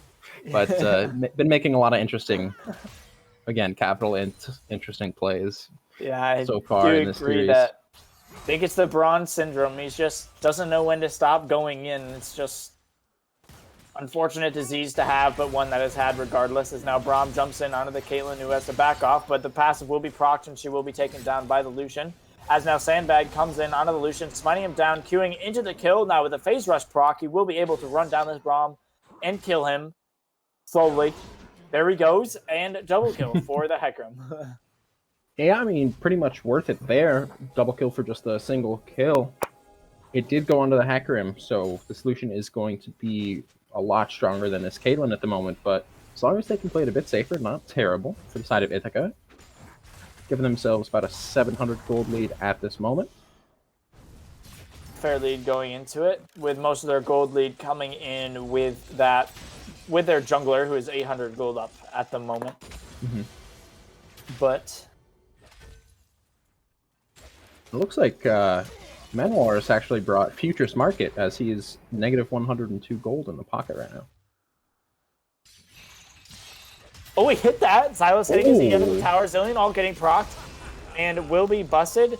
But once again, the Silas stealing his Zillion all will have his own resurrect. But Sandbag is here, the jungler feeding himself in onto the Silas, and he will be taken down. And slowly, eventually, Hecarim getting his third kill of the game. Kindred also, though, getting the bot lane. Huge knocked by Manwallow, so that we will have the Braum pass and knock. Hit him for the CC, and he will be eventually taken down by this Lucian. So, another trade. Lucian and Hecarim are both getting very, very, very strong in their own impact so far. Once again, an absolute bloodbath of a game coming out from these two teams. Just very, very high-paced action. Whenever there's something going on in one area of the map, the other team's doing something else in the other. Exactly. Once again, averaging more than 1 kill a minute, which is crazy stuff, but if it works, it works. Oh, Eli Ron, I do want to point this out. Grab the purchase of the Cull with his legs back along with the Vamp Scepter, so he will be hitting hard as well as stacking with the CC, but Ornn coming down, hitting the Jax up as the CC will get him, and he will be solo killed by the Ornn as well as the Dragon falling in the side of... and there goes that lead. Oh, and never mind, as Sandbag comes in for the cleanup kill, and will prevent the CS evening up on the side of falling. Surprised he doesn't get that tower plate there, get that gold for himself, but I guess he just wants to get that quick reset before his bottom jungle gets taken by the Kindred. Although... Mm-hmm. And while that was happening, the first dragon of the game, that Cloud Dragon, was taken down by the side of World Class Gaming. Or World Class Galaxy, I'm sorry. And next dragon will be spawning in just over 4 minutes. It will be that mountain dragon, meaning we could see a third Infernal Soul, or we could see the Ocean Soul in this game 3, something we've not seen yet in this series. I mean, we've seen nothing but an Infernal Soul, so technically anything would be different, but regardless.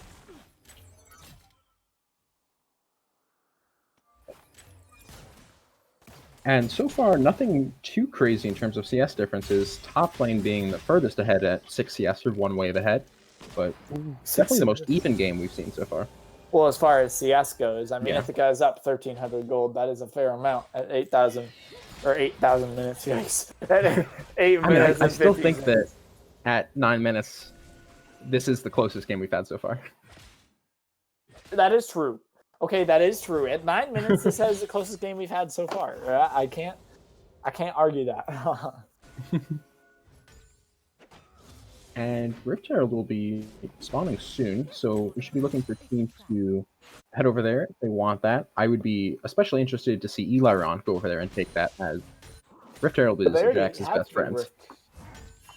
If you look at the items down there, you'll see that the Jax Wait. already has the Rift Herald on him. They already took it. You didn't. So what? They took it right so on basically- spawn him in the Hecarim. See, if I was playing in this game, I would be great. I would just be like a minute and a half behind everyone else. Be like, oh, let's take Rift Herald. Oh, it's already gone. This is why I'm Gold 1 and these guys are X-Master and Diamonds players, you know? Very true, but now we're seeing the play go into the bot lane. It's Oh, procs, but Zillion huge bomb. Zillion Bomb able to... Soon He's got him with another or one. later, we'll be able to take down... Yep, there he goes. Silas will be taken down as another 2-for-0 trade for Ithaca College comes through. Kind of a shame that none of these kills are going over to Garfield's Lazaga and they're all getting taken by Sandbag, but you know what? You don't complain when you get I kills. mean, maybe Hecarim will build full damage. You know? That's true. He does already I have that wouldn't Cinder mind Hulk, though. That is true. Well, I mean, usually you always go Cinder Hulk, even if you are full damage. Ooh, Eliron, though, dodging the Orn Horn. That came Eliron out. is a bit low on mana. He's got to be careful, but He has Corrupting Pod. He's all G. But- Norn does have pretty surprising burst damage. You know, he is that mage. He is the Assassin, Mage, Tank, Warlord, Bruiser, whatever. Those brittle procs our can god. really do work. What are they calling him now? Lizard Supreme. Mhm. So yes, our hero Lizard Supreme, our boy LS with his infinite wisdom and knowledge. Ooh, feels bad there on the Alistar combo. Does Just indeed. timing out. Oh, Kindred sees him. Ooh, Sandbag Ooh, getting no pushed over. blast zone Kindred now. flashing away, but does not matter. The damage from the Hecarim is just too hecking powerful, and he was taken down this time. Gotta love the pun action there. Thank you. Most people don't approve of them, so I'm happy that you are finding some comedy in them. Just wait until we see a Bolivar. I promise you it'll be beautiful. A But Bolivar? is that what I said? Potentially. Bolivar, Might have to rather. watch the VOD back on that one. Yikes. We'll see But later. Jax once again fighting Ornn in the top lane as well as Zillion fighting in the mid lane. But oh, Sandbag, our hero, our savior, our Lord in Christ coming in. Zillion did have to blow ult in the top lane. He Or burned the flash off mid this lane. Ornn. There may That not is be anything true. he can do. Oh, Ooh, he killed himself for the that. Ornn slow. The slow from the brittle able to take him down is now World Class will be looking for a 4-man dive on the bot, or 3-man dive on the boss side as Kindred has come up. Maybe she'll take her mark first. It looks like she will not, as the Tribush has been pinked. Ithaca is not looking good, but ooh, Eliron TP top side instead of the bot lane. Brahmo coming down, CF card getting stunned and taken down under the towers. Kindred What is this Kindred doing? not pathing very well, to say the least. But regardless, she makes it out with the sliver of health as Eliron procs the Rift Herald in the top lane, which will take down this tower for... will not take down this tower for first blood. I'm sorry, I misjudged the tower armor, but... I'm starting to think this Kindred has her monitor off. But she might indeed. bit of an engagement with Silas here, but we'll get bopped away. Let's get bopped up. Just clearing some vision here around this Mountain Dragon, which is now live. We'll see start coming down over here, putting some vision and try and fight over this. And Sandbag engaging onto the Broom and the Lucian, getting stunned and ignited. But Ali now trying to tank the bullets, will flash out to safety. the concussive blow. Oh, concussive blows. Barely missing, or barely not being able to be procced on the Alistar, rather. Which is super important. Ooh. And with no teleport available in this top lane, should be a pretty easy dragon here to be picked up by the side of World Class Galaxy. Should be And indeed. there it is, yep. There it is. Third game in a row. Infernal Soul. Guess it's the day of Infernal Souls for us, but Eli in danger here. And Ornn fighting in the top lane now as the Ornn gets called, but is not able to be blasted back. Eli taken very low and having to flash out under his tower and will be taken out by the belling blows from the Ornn. Zilean is coming to catch back up though, so he might be able to deal some damage before Sandbag can show up. Zilean knocked up, doing a lot of damage, will be revived by the Zilean ult. But here comes the horse speeding his way along and able to will be taken down by the IC Sandbag himself. Yeah, Kindred thought about going in there, but decided really didn't want to fight the 9-2 Hecarim. Yeah, I wouldn't want to either. Even if the Zilean doesn't have any mana, that Hecarim is just going to be so scary. Absolutely, and should be able to finish his Triforce after this next clear, and will just be an absolute monster. Oh, flashing from the Braum, ult down, landing on the Caitlyn, but the Alistar is able to knock them away, gets stunned by the concussive blows. Here comes the Zilean, no ulti from the Zilean, speeding up the Alistar, but Lucian will just ult himself to say, worth, but... Yeah, so it's an ulti for like 85 gold. It's worth there. And a TP. Mm-hmm. And you don't... The TPs are a long cooldown, and getting it used by them is so important. But we can see Jax is taking this Rift Herald. He was about to have a little duel with Ornn. I'm not sure how low the Rift Herald is at the moment, if there'll be anything fun going on. But neither jungler is there right now as the mid laners are starting to converge. We can't really see it at the moment because there's a fight going on bot lane underneath their tower, but Sandbag hitting the ult onto the Lucian who has to heal, but he will be taken down by the Caitlyn, who does get taken by the Alistar. Double kill, just kidding. Tried to feed it over to the Caitlyn. But alas, Caitlyn only gets one. Sorry, Mr. CF card, only one kill this time. Should be enough to help him finish off that Infinity Edge, though, and get the first true power spike for this Caitlyn. Horn getting called, top lane, Silas E connects, and Jaximus will be Jaxa deleted and taken down. As now the Rift Herald. I think that one was a bit of a stretch, Jared, but we'll see if Ithaca has anything to say about this Rift Herald going down on the side of World Class Galaxy. I feel like they have a lot to say, but I'm not sure if anything will happen, although Hecarim is so strong, and he will go in under the tower. Rift Herald taken in very low and taken down by the Ornn, believe it or not, but Kindred will be picking it up in trade for her life, as now the Braum is here to try and save everyone else's life. Sandbag speeding his way in, eating in onto the Ornn, who just ults into the wall. Braum ult coming down, as well as the Ignite and the Zilean ult onto him. He will be resurrected, as the Ornn will be taken down by a Zilean bomb, and now Man Walrus left all in his lonesome with just the... Oh, Braum gets but Culling, meanwhile, also in the bot lane, Culling comes out onto Caitlyn. Caitlyn is just getting dove by this Lucian. She is one auto from dead, and... she will die and will not get the return, which is so return kill, which is so unfortunate to see. Yeah, the solution at 6 and 2 is so much stronger than the Caitlyn now. Just able to... Silas ulting as the Hecarim into the Zilean under his tower. One more tower shot. Will he go down and... executed. So execute. What is Garfield this game? was not able to auto him before he died, or did not auto him rather, so we did not get kill credit, which is very fortunate. What is this entire series? I feel like we're just seeing a huge series of misplays here over and over. But, luckily not punished there. Clown Fiesta, but you do love to see it. This is the closest game we've had, with Ithaca being a little bit more than 1.5k gold up now at the 18 minute mark now. Yeah, they do have the slight gold lead. It'll be interesting to see if they can continue it, and Zorn misses his cannon minion, and see if they can get the reverse sweep. That's always feels bad when you miss your cannon mini.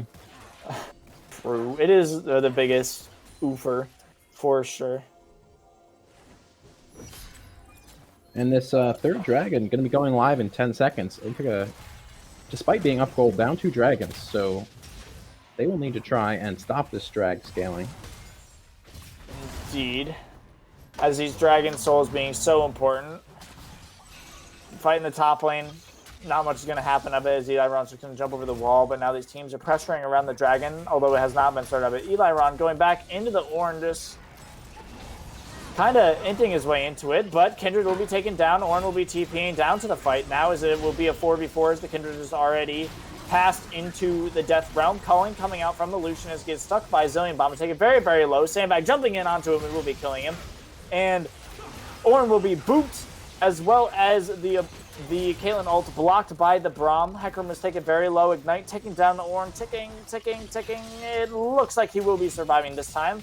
But overall, it is a... Ooh. Zillion for the Zillion going down. Zaga's going to steal that one. Caitlyn, who probably needed it just a little bit more, but... Very true, but a very, very good fight going down from Ithaca, as Jax is now going to be able to take 1 tower, maybe 2. They got the dragon, didn't lose a single member, and killed 2 on the side. 3, no, 2, yes, 2 on the side of World Class. And they will be able to take down that T1 mid turret at on the side of Ithaca. So... 1 and I believe almost 2 towers taken down. Can't quite see if Eliron was able to get that one in the top side. But a 1 fight got the dragon, kill advantage, and a lot of gold. Ballooning their gold lead now to over 5k, so 3,500 gold. For that 1 fight alone, that's kind of nuts. And this... Oh... Look at the jungle gap. Oh, jungle diff, holy moly. Almost 5k in between the junglers. 4.5k, a little bit less. That's... This is like what we saw in the Fiora last game. Yeah, just this is jungle, and it's a lot more difficult to get gold as a jungler, so this is just so unfortunate. Only two. Well, I mean, it's not that hard when you steal 12 kills from your laners. Whoa. Those kills were rightfully deserved, not stolen. As a jungle main, that's not okay, but Ornn will be killed by Ithaca slowly and eventually, as he is the tank assassin mage. Oh, he does not get the boop onto the second half, but the Rift Herald is pushing away at those towers nevertheless, and he will be donated to the Caitlyn, which is to be expected, though, although TP coming into the towers now, it looks like interesting teleport as the Zillion revive gets knocked. Eliron is on his way, but I don't think it'll be enough. Will not be enough as mid-outer falls to World Class. Eliron doing his best Eliron job, going in under the Lucian, or onto the Brahmas to flash. Kindred flashing over the wall to go into the safety as Manra was cancels the culling, but he will be taking so much damage. Heal comes out, Hecarim ult from the Silas, stolen onto the Silas rather, as he hits the E, pushes in too far forward, pulled out from the Kindred ult and taken down. Hecarim out of the Kindred ult, huge. Very, very, very huge. Lucian hitting the Blast Pant to knock out the Braum, but now it is just a chase. I can hear Yakety Sax playing in the background as they are chasing these guys down, and they will eventually take them out for and I think this could just trade. I see the pings going down on the Baron, so it looks like they will be taking this Baron. No one's really going to be able to contest it. I don't think an Ornn is going to have too much to say about that Baron going over to Ithaca. I'm not sure he will either. He may blow the horn from Ornn, but alas, it will not be enough to take down the big purple world's monster. And one of the biggest horrors in League of Legends, aside from Teemo, Kassadin, Jax with Baron buff. That is scary. The best split pusher in the game combined with Baroned up minions is just absolutely disgusting. I mean, but you had so many champions to say there. You know, with Teemo. And Kassadin. Yeah, Kassadin makes sense, but Teemo. Could have said Aphelios. Nah, he's not. He's just bad right now. He used to be good. Like on release, he was OP. Now he's kind of washed. Though. But better than Teemo. Well, I'm not saying that Teemo's good. I'm just saying that people hate that little rat. True. Fair enough. I don't know. I don't approve, but What am I important to, right? But We're bait gonna push looks like oppress it's coming Teemo up players. from Salmon Fly. The Alistar's getting engaged on as the Ornn ult comes down, as well as the Braum and the Lucian ult. And holy, this is a big clown fiesta in the jungle. Big shutdown going down to Ornn, as well as Alistar getting taken down. This Ornn is just so damn tanky. Holy hell. But regardless, Jax is pushing. As Eli Ron did last game in for the inhib, Silas will now have to back to stop him. His Dragon is now spawning in less than a minute. So they're going to want to... shield. Unbreakable able to stop Ace in the Hole from doing anything, but Eliron going to take down the tower and half the HP off the inhibitor before he is forced to back away by the Silas. And looks like they will be grabbing that T2 mid as well. Yeah, they're just able to take the towers. World Class got the kills. Wait, what? Oh, okay. Oh, Baron Minion almost did us dirty, but... Oh, Eli Ron here. Good reactions coming down from the Kindred, as now is going to be a dead Lyron as... Oh. Nice. Lucian taken down by Eli Ron. Now as Caitlyn is running away as fast as she can from the Ornn. The Zillion ult is down on her, so she will not be dying anytime soon, as Eli Ron picked up the second kill. And the Ornn dies to the Zillion. No Kindred ulti. Oh my goodness, this Jax is absolutely nuts being able to take down that Kindred underneath her tower as well, because she did not have that ultimate to save her life. And now it's just going to be the Silas for 20 seconds till he gets respawn reinforcements. So and I don't even think it's just going to be the Silas. I think he's going to be taken down. And there he goes. Dead as a doornail. Ace for Ithaca College. 2 inhibitors, I believe, for the side of Ithaca, and they should be able to also pick up this next Infernal Dragon. If not the entire game, right here. Ithaca's going for the end. It makes sense. They have staggered recalls, and holy cow, they are burning down these damages. Now respawns are coming out from the side of World Class. Culling comes down. This is going to be close. 2 more respawning in 2 seconds. Making him, fleeing him away. Horn coming down off of the respawn as another Nexus getting lower. Lucian getting taken down by the Caitlyn, and there it is. Oh, 8-3. Nexus destroyed. GG Ithaca College. That was a good game. I mean, I'm really happy with it. We didn't see the Jax pop off like we liked, but that Hecarim was massive for the side of Ithaca College.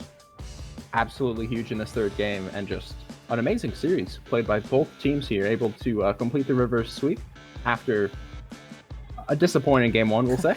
To say the least, it was a disappointing game one, yeah, but they really, really turned it around, which is something that I've noticed that they're good at. These guys are early in the games, early stuff. They don't always do well, but they tend to turn it around in the end, which is what we saw today in this 3-game series. But I am going to be tossing it to our interviewer, Mary, who is going to have our boy Eli Ron here for a quick interview, and we will be back after this interview. All right, so thank you, Jared and Mark. And so I'm here with Eli, who's a top laner for IC. How's it going, Eli? Going pretty good. That series, it was rough at the start, but it feels good to pull out the win. Yeah, and we're going to talk about that game 2 on that Fiora. So we saw it in the bot lane. You were pushing the wave a bit, and then you decided to back to help your team. And then we saw that TP that won you guys the game in the end, if you want to talk about your thought process surrounding that. It actually, it wasn't even my call. We were defending the base, and Fiora feels really useless in a team fight, especially in like a 3v5 scenario.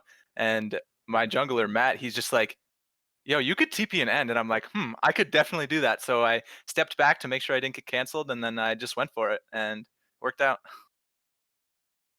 It's nice. And so on that first game, how was that top lane for you in comparison to the other 2 games? The first game, honestly, it wasn't too bad to start, but I failed a couple flashes, and I played poorly in a dive early game. And I may have been able to outplay it if I didn't mess up, which could have helped turn the game around. But eventually, they just snowballed out of control, and I couldn't stop them. No one could stop them. So how does it feel for you guys having won against one of the best teams in the series? It feels great. These guys were spamming their challenger emotes all the time. Like, these guys are like, oh, I'm peak challenger. I'm like, well, you lost against D4 scrubs. Anyways, I don't know. It felt really good to beat them, because especially after that first game, like that first game felt really devastating. So winning that second game, we're like, we can beat these guys. And then winning the third game, we're like, oh, let's go. Well, thank you so much for your time, Eli. And I'm going to send it on back to Jared for some closing remarks. Thanks. Bye. Thank you very much, Mary, for quite an interesting interview that you just had. And thank you, everyone else who has been watching. This has been week 3 of the Upsurge Minor League, which has been broadcasted by Bombers Live in association with Esports.